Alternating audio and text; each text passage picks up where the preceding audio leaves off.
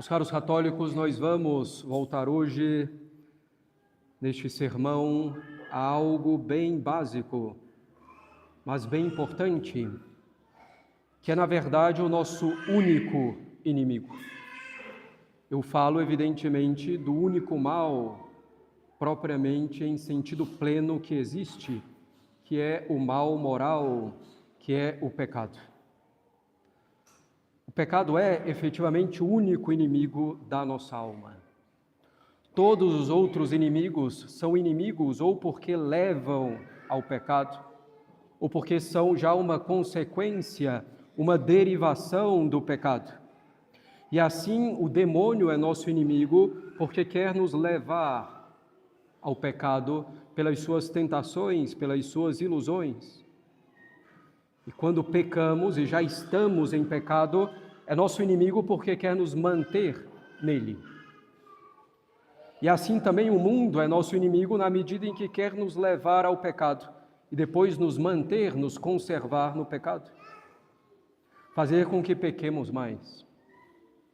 E assim também a nossa carne, o nosso velho homem, é nosso inimigo na medida em que pelas suas desordens, advindas do pecado original ou da vida, nos conduz ao pecado e quer nos fazer aí permanecer.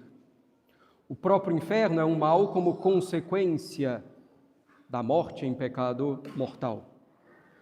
Portanto, caros católicos, o nosso único inimigo, propriamente dito, é o pecado. Podemos ir além.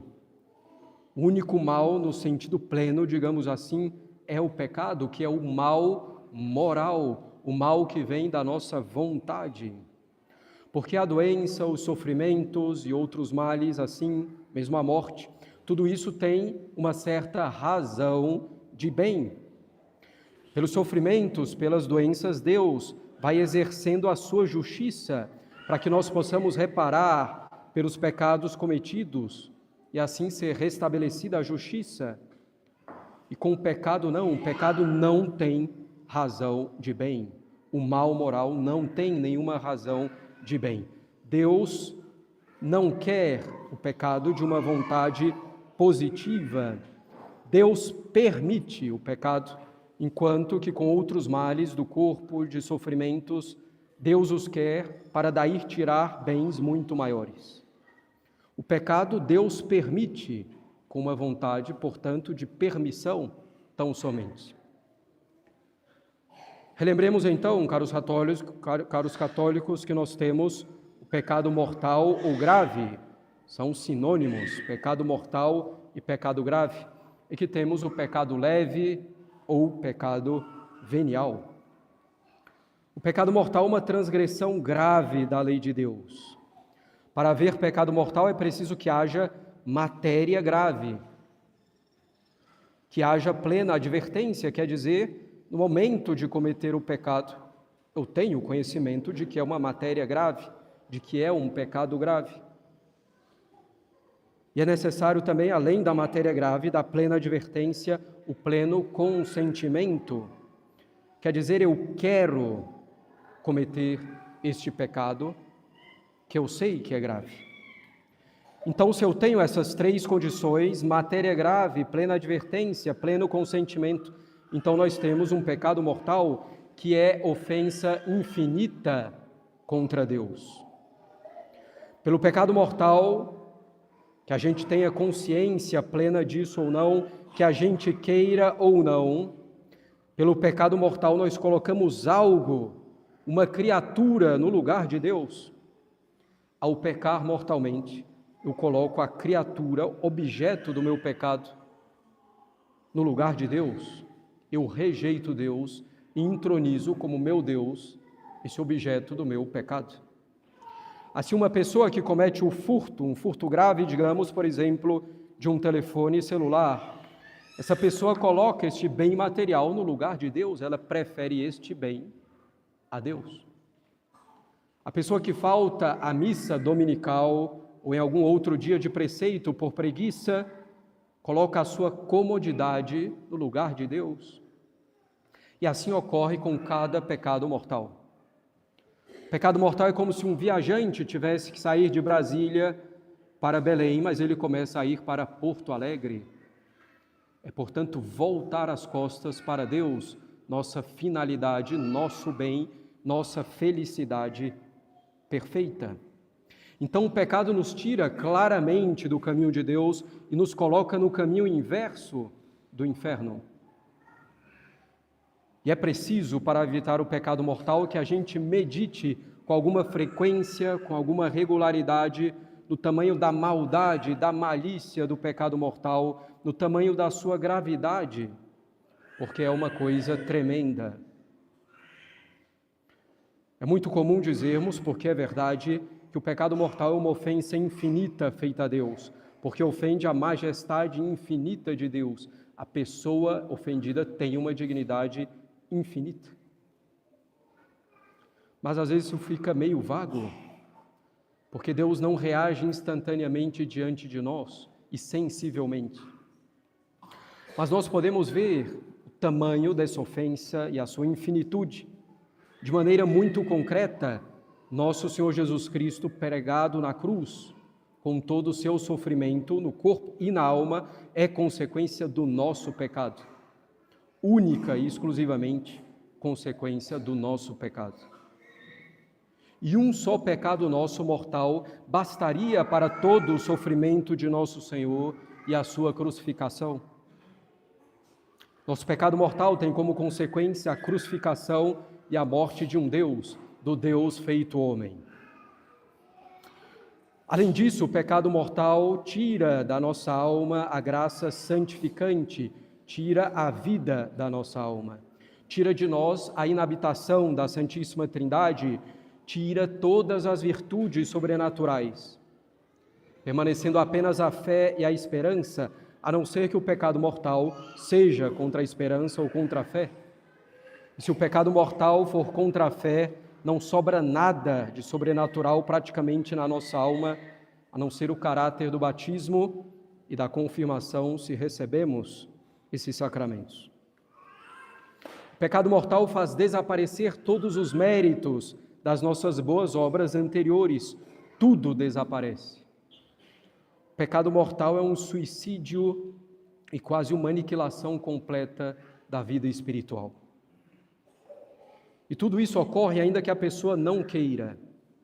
Eu sei que é pecado mortal, mas eu não quero ofender assim a Deus. Eu sei que é pecado mortal, mas eu não quero crucificar Jesus. Objetivamente, você está crucificando nosso Senhor. Objetivamente, a pessoa que comete o pecado mortal está ofendendo infinitamente a Deus, que ela queira ou não.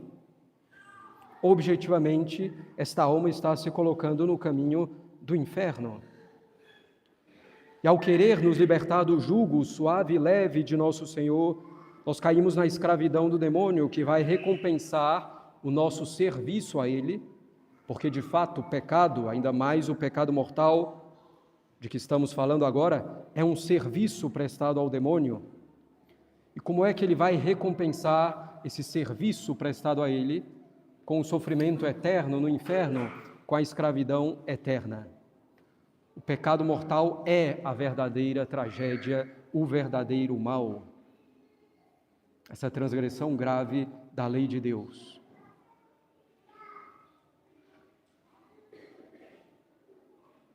O pecado mortal ou venial é sempre irracional. O pecado vai contra a reta razão. Se a gente parar e pensar, nós vemos que o pecado é sempre irracional. Vai contra a razão, vai contra o nosso bem.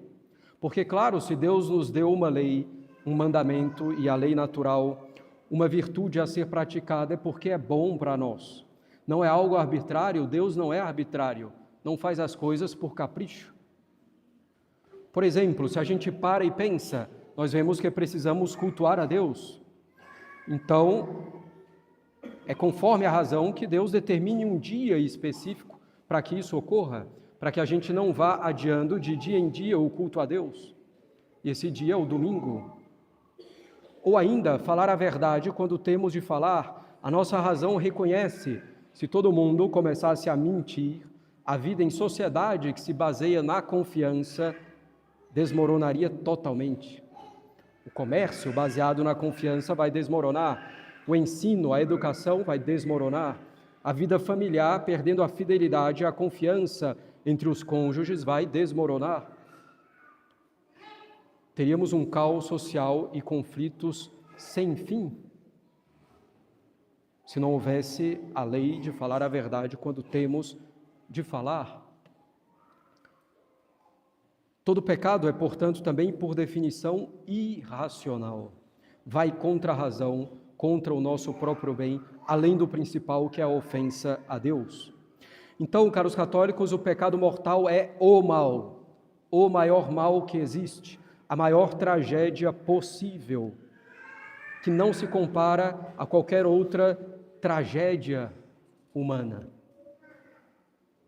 Um terremoto que mata milhares e milhares de pessoas. O pecado mortal é pior, uma tragédia pior. E aí nós devemos então procurar evitá-lo com todas as nossas forças, em primeiro lugar com a oração e com a vida de oração. Um só pecado mortal valeu aos anjos a condenação eterna. Nós devemos refletir sobre essas consequências do pecado mortal.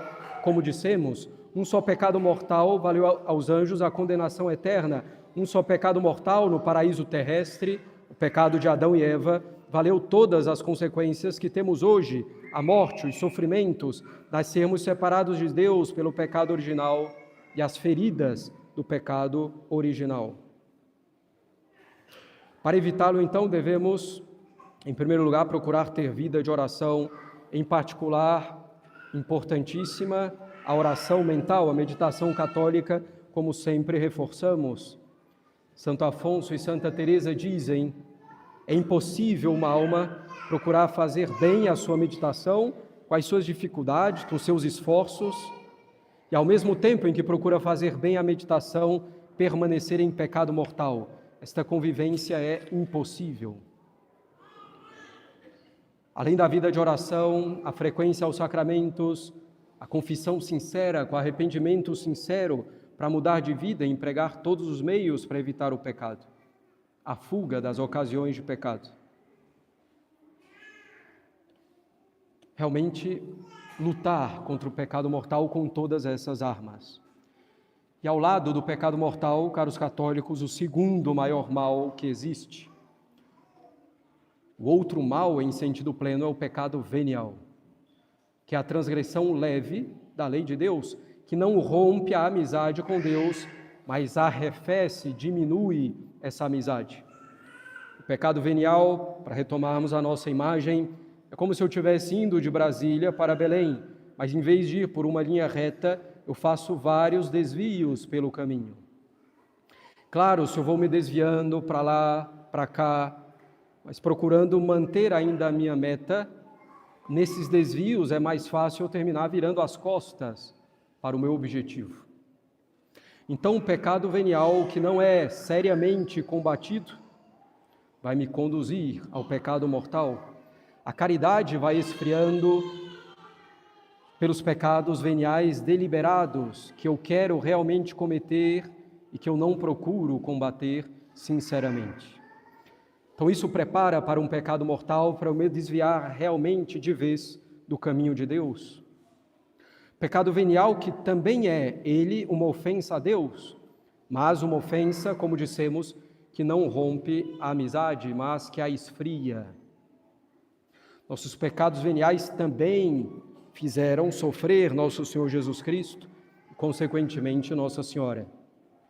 Nós precisamos, então, caros católicos, ter essa disposição firme de lutar contra os nossos pecados veniais, sejam cada vez mais pecados de fraqueza, pecados de inadvertência. E lutar contra os pecados veniais praticamente com as mesmas armas com que lutamos contra o pecado mortal.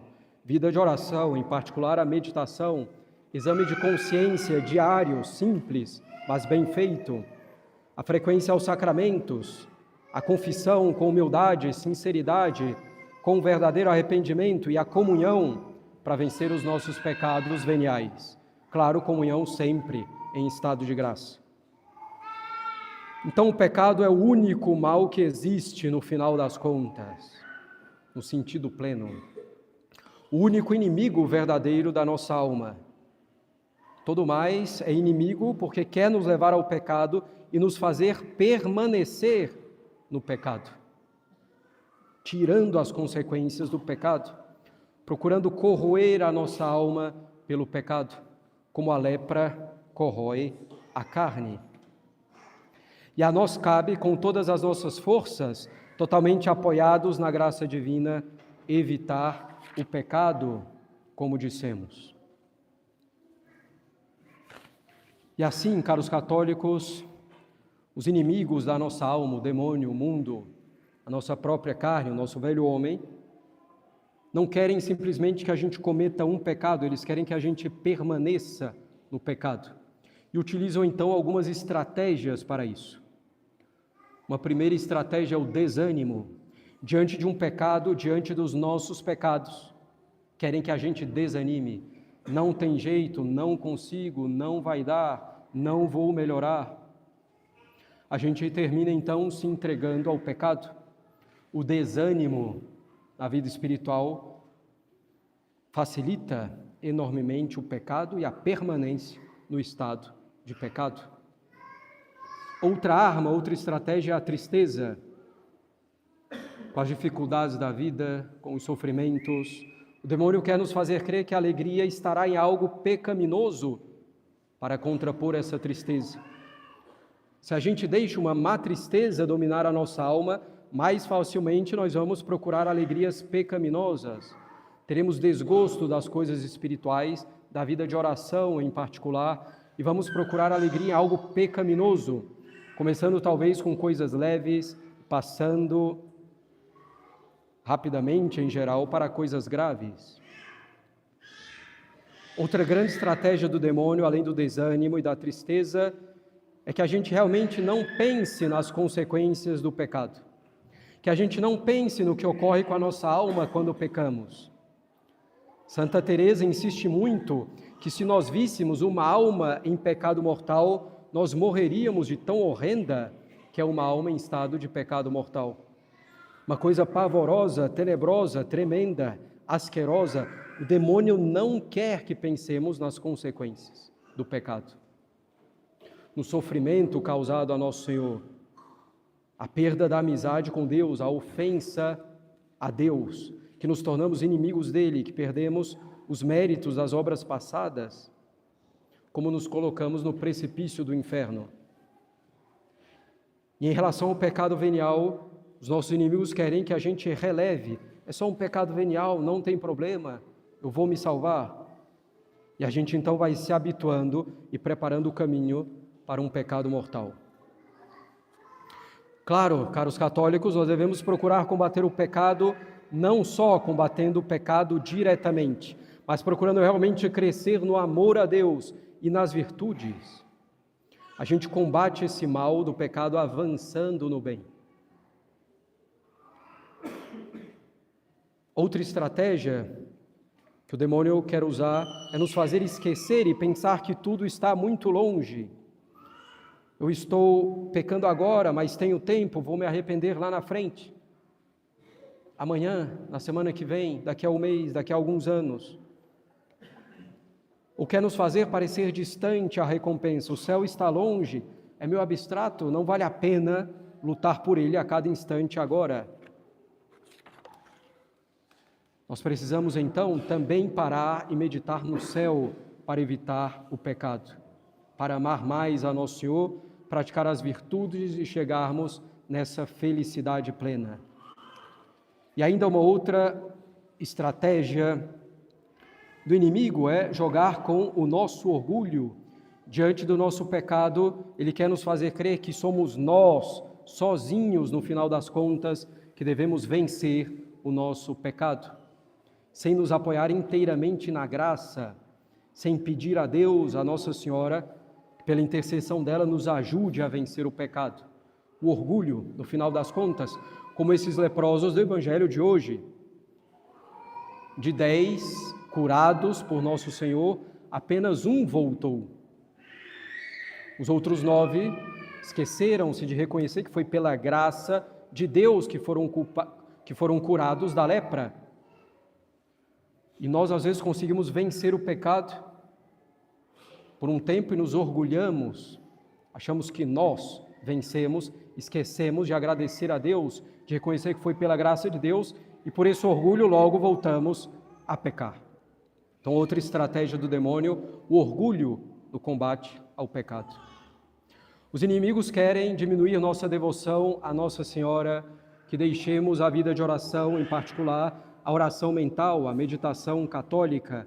Querem que deixemos de pensar com alguma frequência na morte, no juízo particular, no juízo final. Tudo isso que são armas muito importantes que os inimigos querem que esqueçamos, para que nós permaneçamos aí no pecado. Devemos então, caros católicos, tomar extremo cuidado com qualquer coisa e qualquer raciocínio que nos faça permanecer no pecado. É um falso raciocínio. Um raciocínio que nos leve a deixar a vida de oração ou diminuí-la, que nos leve a deixar a frequência aos sacramentos, pela tristeza, pelo desânimo, por achar que temos tempo. Qualquer falso raciocínio que favoreça a nossa permanência no pecado. Devemos ter extremo cuidado.